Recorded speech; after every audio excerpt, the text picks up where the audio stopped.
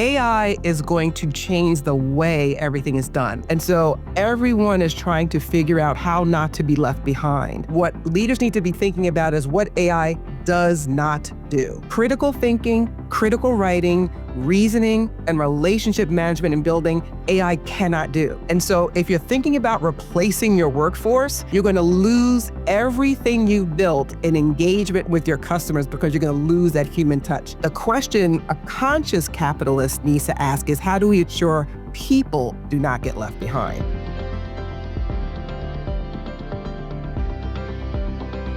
Hello, everyone. Welcome to this, our 6th episode of our special podcast on the future of the conscious enterprise. And today, post our Cincinnati event, we have an amazing guest.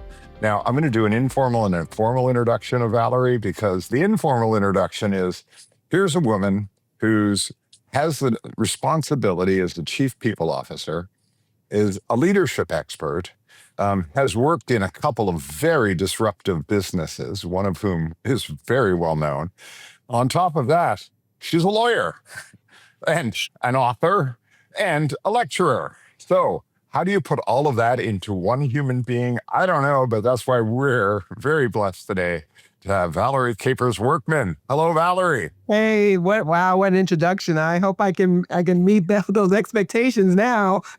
Oh, wow. Well, you're an amazing person, so it's easy to get lost in that. But you currently serve as the Chief Human Resources Officer for Empower Pharmacy. And Empower Pharmacy is one of our sponsors for the Cincinnati event. We were very, very grateful for that. And prior to that, you've held a number of different roles, including at Tesla and at Handshake. You've helped scale some of these businesses. You're the author of a best-selling book, Quantum Progression, The Art and Science of Career Advancement in the Age of AI. And you've got a new edition of that known as The Quantum Leap to be released in 2026. On top of that, you also are on the board of trustees for Huston Tillotson University, the advisory board for Syracuse University, SI Newhouse School of Public Communication, and you're licensed to practice law. I am. In 3 states, In New 3 York, states. Texas, and Yes. Washington, D.C. Yes, sir. Valerie, welcome.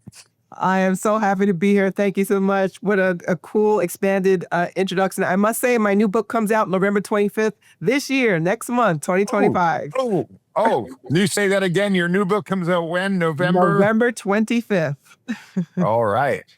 Thanksgiving, just in time for Christmas shopping. That's right. For all the people out there that are really concerned about AI and what that might do for their careers. Yes, sir. So, Valerie, that might be a really good place to start. Last week I was privileged to be in a group of about 50 CEOs for a few days, and one of the topics clearly was AI and the disruption. And one of the things I've noticed, I was out in Silicon Valley in June having some discussions last week, is the sense of urgency that is starting to build. And also at the same time, the sense of, I have no friggin' idea what's going to happen. And if they sort of had an idea in June, they have no idea today. And I want to frame it this way and then get your thoughts on this. So a lot of these CEOs are for mid-sized and larger enterprise businesses. And the discussion we were having was, wow, watch out for the AI native disruptor. Somebody's going to come along, and by AI native disruptor, we mean somebody who's an AI company that storms and will come in and disrupt your industry or parts of it. And there was a lot of, we all need to think that way.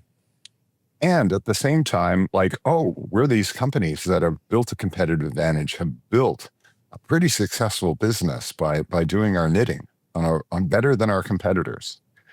How, when you look forward, the first thing that I think is important for a conscious enterprise of the future is that strategic question. How are we going to deal with a time of amazing disruption when, we're the sitting company and we have this threat coming in from the side? How do you think about that? If you put into perspective where we are now, and I think what people are getting wrong, so I'm glad we're having this discussion. AI is going to change the way everything is done. Of course, there will be completely new industries, completely new companies, completely new apertures that we've never heard of before, applications, platforms that we've never seen or heard of before. But right now, it's changing the way work is done, changing the way business is done. So it is the disruptor, unlike anything we've ever seen in the history of business. And so everyone is trying to figure out how not to be left behind. The question a conscious capitalist needs to ask is, how do we ensure people do not get left behind? It's the reason why I wrote my book, to ensure that AI leaves no person behind. And so that's the dilemma. How do we make sure that we stay at the forefront, that we don't get disrupted by AI, that we keep moving forward, but we don't leave people behind? That's a really important build on this, because I would put forward, as we do with our idea of the conscious enterprise of the future, that the organizations that are most likely to win are those that are most people-focused in a somewhat maybe counterintuitive way. Because if you don't create a culture that has high degrees of trust, high degrees of engagement, high degrees of psychological safety, you're not going to get innovation and agility and people pivoting. Exactly. So when you put it in that mindset, I mean, you start to talk in those terms, what do you think is critical for a leader to be thinking about in terms of how to develop a culture that's going to be able to navigate through this disruption and uncertainty? I love that you use the word, sort of counterintuitive, because everything we're going to say is counterintuitive, right? Right now, what leaders need to be thinking about is what AI does not do. That's what they should be focused on. What doesn't it do? Critical thinking, critical writing, reasoning, and relationship management and building, AI cannot do. And so if you're thinking about replacing your workforce, and all of a sudden you're going to have that customer-centric focus that you had when you had this great workforce, you're going to lose everything you built in engagement with your customers, because you're going to lose that human touch. So the thing that employers and leaders need to focus on is, what won't it do? And then ensure you have the people to do those things that AI cannot do. And no one's focused on that right now. It's all about, what's the cool tool? What's the best tool out there? What's the newest tool? And there are thousands. There are thousands. One of the things I'm really interested in with your experience, Valerie, is you've worked in some very fast-scaling organizations like Tesla, like Empower. So speed and responsibility are a real tension that you're balancing whilst protecting the human potential, whilst embracing innovation and AI. So that's an amazing mix. I think so many people are leaning into now and in the future, maybe more than ever before. And you've already experienced a bit of that. And really interested to hear a bit of wisdom from you about how do you navigate that? What's a real nugget you could share on how you've navigated that? Yeah, I think the best way to explain that is to explain the misconceptions about a company like Tesla that moved fast and broke things and still continues to do so.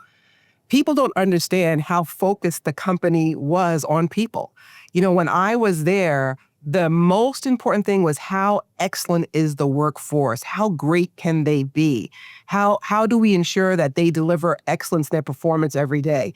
The company was hyper-focused on people, and most outsiders do not realize that, did not recognize that. So the way that Tesla was able to be so successful, and hopefully they continue to be in the future, they knew that people were the most important component, and how to ensure that their excellence was important. Now, we can talk about, how stressful and how hard charging that environment was, but they were people-centric.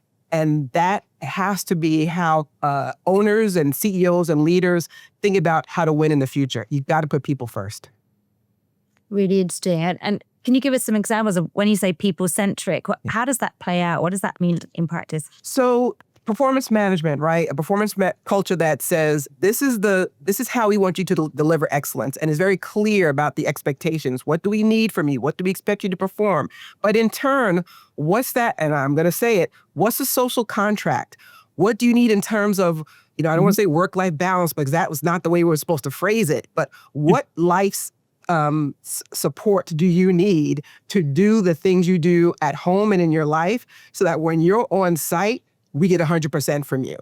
And that was the exchange, the understanding that people-focused programs were important because that's how you get people to deliver 110% when they're at work. So those, what support systems do they need? What kind of healthcare do they need? What kind of benefits do they need? What kind of support do they need for their daycare? What kind of support do they need for commuting? We provided commuting free for individuals who work at the factory. Most people do not know that.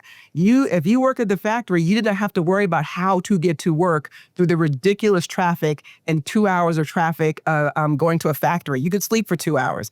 That mattered. It's those types of decisions leaders need to continue to make because the way people live outside of work impacts the way they work when they get on site. So Valerie, as you say that, what do you think is different about how the future enterprise will look given that AI is coming in?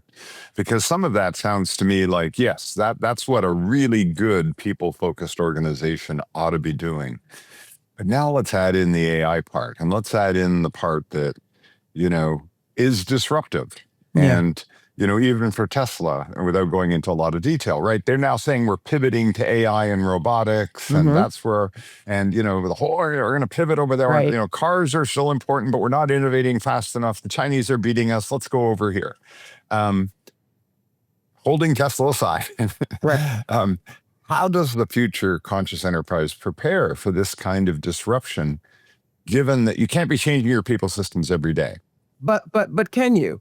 So there's a couple of things that the new leaders need to understand. Number one, we're going to be facing a gig economy where there's going to be the gig professional. That we thought that in COVID, the times when you work 10 years and you now realize you only work 3 years at a company was a major disruptor.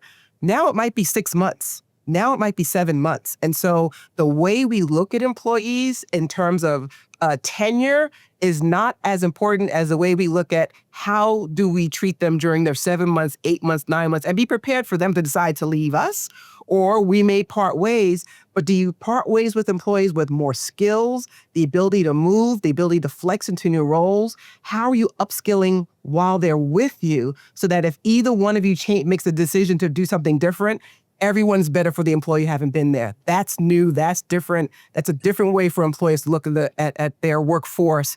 We've never had that kind of discussion or decision-making factors before. That's really interesting. So we're getting into, that starts to describe a new type of workforce. I'm really interested. So when in Cincinnati, we heard from people like Gopi Kaliel, who's works in AI at Google. We heard from Mikhail Zanini, who's written The Humanocracy. We've heard from Chris Stubbs, who's developed cultures that really innovate and caring cultures in his career.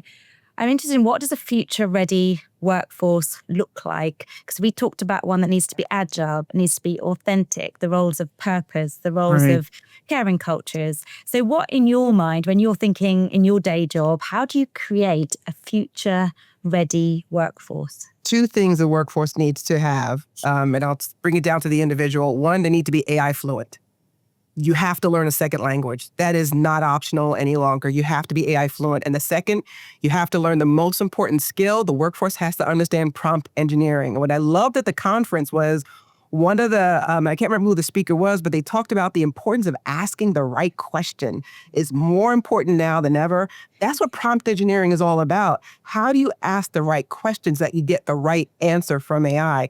It takes 6 months to learn how to ask the right question in a prompt engineering course. So you have to have those 2 skill sets. You have to be fluent and you have to be a prompt engineer for every role. I love that. It's funny. I was thinking the other day that, 6 months, 12 months ago, we were talking about the future of the prompt engineer. And now we're saying, oh, we don't need prompt engineers. We need context engineers, because it's even moved beyond just asking the right question. It's moved to, how do you set the context and then ask the right question? And for a leader, setting the context right now is challenging. Right. And what advice do you give to leaders around setting the context for the things that you're talking about in terms of the way we're going to have to shift the workforce or shift work? Sure. And once again, let's talk about that focus on people. We're in an age where there will be 6 generations in the workforce at one time in one workplace. There are the more senior workers who are starting to feel like they are no longer relevant because they don't have the AI skills. What employers need to understand is a work-ready, early talent, early career professional who has top-flight AI skills might be exceptional at getting tasks done, but doesn't have the context to understand what it means to make those types of decisions within a certain industry, within a certain time period, with certain things on the horizon that they just can't see. And so we must continue to value every voice in the workforce, whether they're new and understand every tool possible, or they've been there for 30 years and they've seen it all. And so that context is an important dynamic that employers cannot lose focus on, because or else you're going to get a whole bunch of people who know how to ask great questions but don't know what the answers mean, don't know how to determine if they're the right answer, and they could be listening to hallucinations. So that sixth generation workforce dynamic, it's a wonderful way to scale and innovate, but every voice matters. Every voice matters. Yeah, I love that, because that was one of the issues that came up last week when we were talking with these other CEOs, is that you've got a lot of people who are AI savvy and they know all the tools, but they've never built a company. They don't know how to work on a team. They don't know how to communicate effectively, let alone get into decision-making within a context. Exactly. And I'm curious, again, from a leadership challenge, how do you manage those sixth generation? I mean, how do you, because those people are anxious, they want to get things done. They think, hey, we're ready, give us power, give us decision-making power. And you're like, well, you're not quite ready for this. Yeah. And then you got other people who are living in a world of fear that, oh, my job's going to go away. I'm not. And you're the CEO and the leadership team. And they turn to the chief human resource officer, Valerie Workman, and they say, Valerie, what do we do here to manage as leaders? The leadership bench has never been more important. The quality and the skills and the capabilities of your C-level team have never been more critical, because even amongst that set, it is not good enough to be industry experts without having a suite of skills in their toolbox. They've got to have high EQ. Tell me the last time you heard a C-level executive talking about how they needed high EQ members on their bench. Hardly ever. Now it is mission critical that you have high EQ team members on your team, a skill set that we probably were looking for, a year ago. How do we make sure they understand how to listen, how to navigate conflict, how to negotiate conflict, how to hire leaders like them, how to manage performance the right way? This is where the leadership bench needs to be hyper skilled in EQ. And it's something that you'll never see in a job description. You won't see in a job rec. I work with search firms all over the country because I'm building my bench right now. EQ is what I'm looking for. Why is that more important than ever? What is it about EQ? Because AI can only do so much. We have to remember, AI is wonderful in getting tasks done, but it doesn't give you the context with which to make decisions. And so you have to have people understand how to marry a variety of components within one decision-making process. Who are the people we're trying to attract? Who are the customers we're trying to focus on? What do the stakeholders need from us at this moment in time? There was a time when the crisis communications team or the communications team, that was their job. Now it's everyone's job to be a great communicator. And so having all those skills in every individual so that you can move fast and break things is more critical than ever. So you can't relegate that type of discernment to a communications team anymore. Everyone needs to have that skill, and certainly your leadership bench. You're going to talk about uncharted waters here, where we're in this time of uncertainty when no one knows what the future looks like. We can't pretend we do. So we all need to be able to lead in ways that is agile and can find the right way forward. How does that work for you in terms of, given, we're conscious capitalism, we want this the right way. We want businesses to make money the right way and do the right thing by people and by wider society. What does it look like to create these ethical guardrails into the world of unknown? There are two ways. One, you can work for a company where that makes it, ridiculously simple. I work at Empower Pharmacy where, our Sean Norian, who's our CEO, is all about making sure that healthcare is affordable so that people don't have to choose between paying their rent and getting the medications that they need. And if their medication needs to be specifically compounded, they can get what they need very affordably and cheaply. So you can choose a mission-driven company that makes it really simple. Or if you're not necessarily a mission-driven company, is how does the company make decisions? does the company do the right thing? Do you feel good about the way the company sells its products, offer its services? There's ways to ensure that you get where you need, your spirit, the way you feel about when you come to work, not necessarily from what the company actually does, but how they do it. So you can either be with a really good mission-driven company or with a company that just does things the right way and makes good decisions. So I used to be in compliance. I was chief compliance officer about 20 years. Again, one of those roles that was relegated to a corner of the office. Let's make sure the company does the right thing. Now that's everyone's responsibility, because that's how you're going to attract great talent. Talent still wants to know, are you doing the right thing in the world? People still care about that. And the ones who win the talent race, they're going to win the innovation race.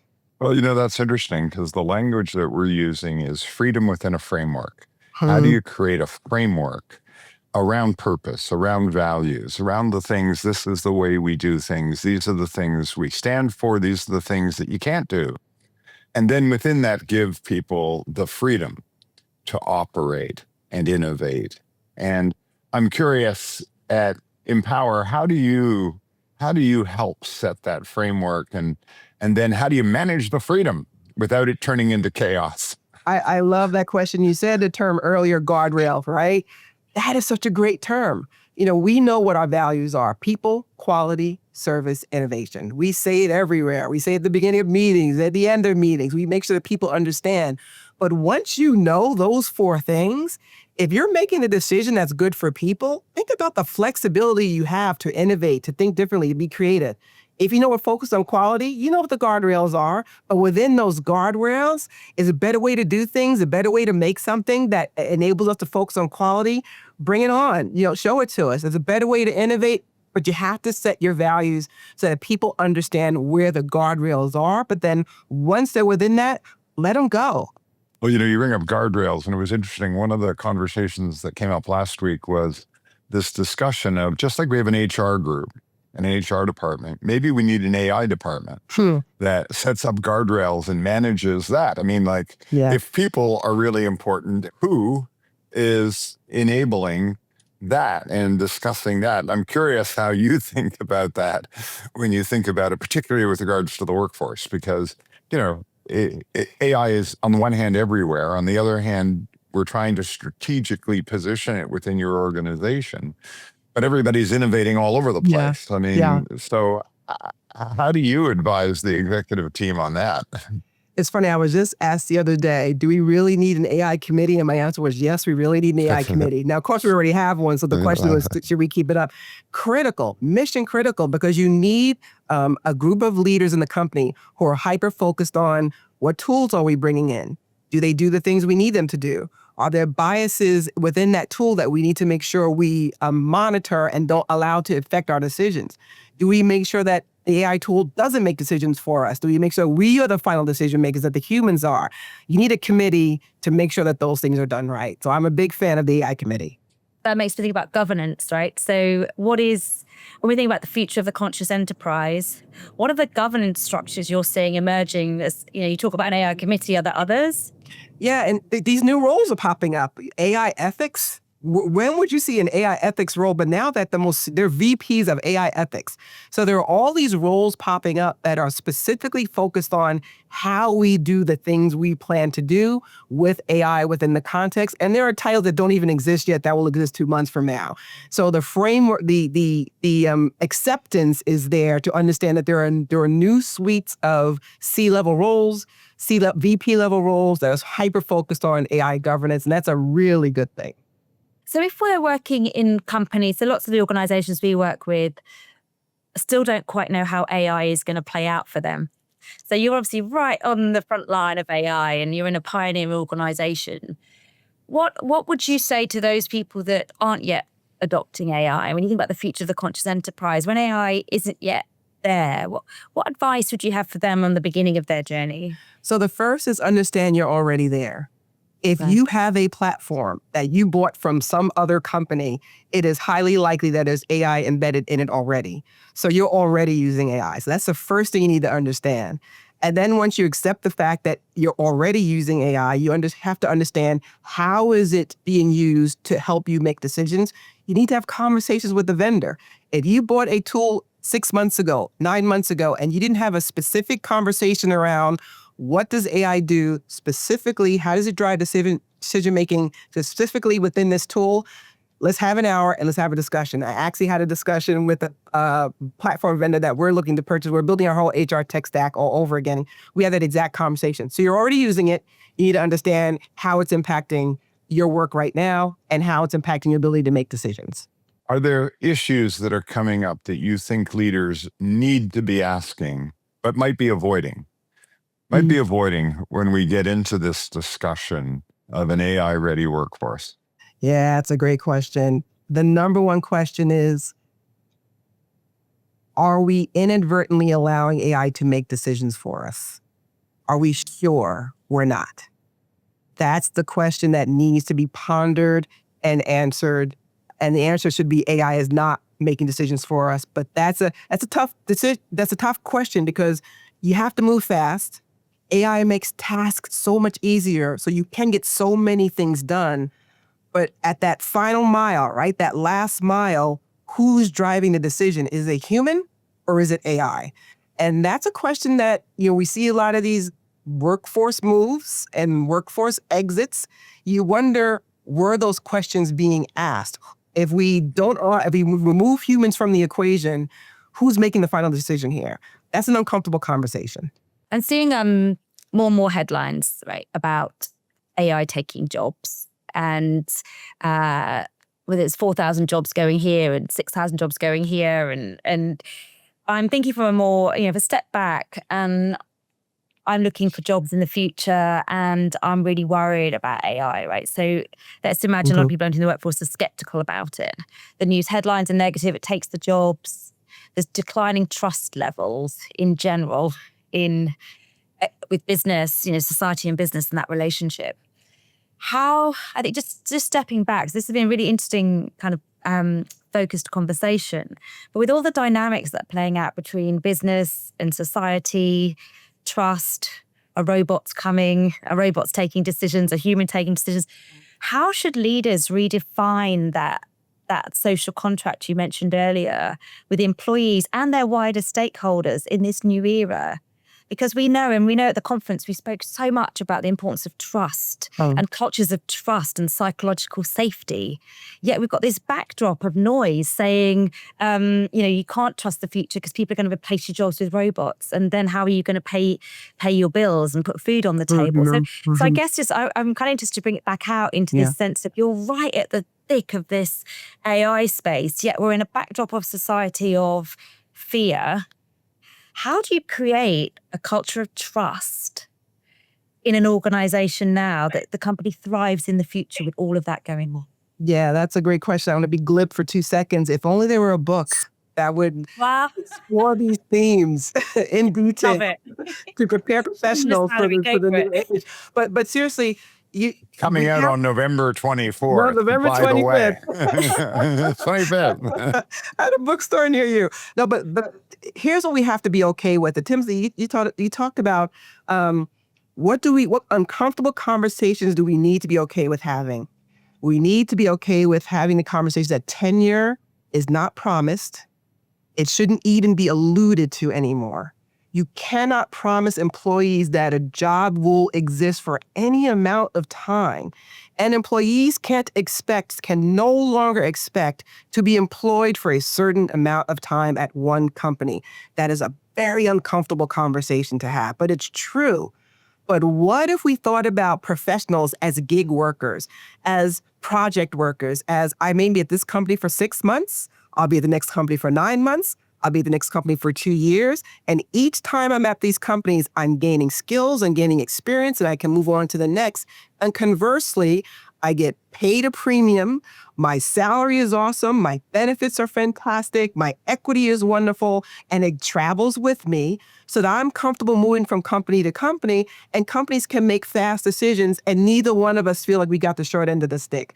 That is the new way of work, but we have to be open talking about this. And we're so rooted in tenure, met value, and how long I stayed at the company. Yeah, made me feel good about we have to give people different reason to feel good about themselves and not tied to tenure. So I think that's an interesting a provocative question for people to be asking, because the other discussion I hear is when you're talking about getting the workforce ready, some people would argue there's huge value in that experience.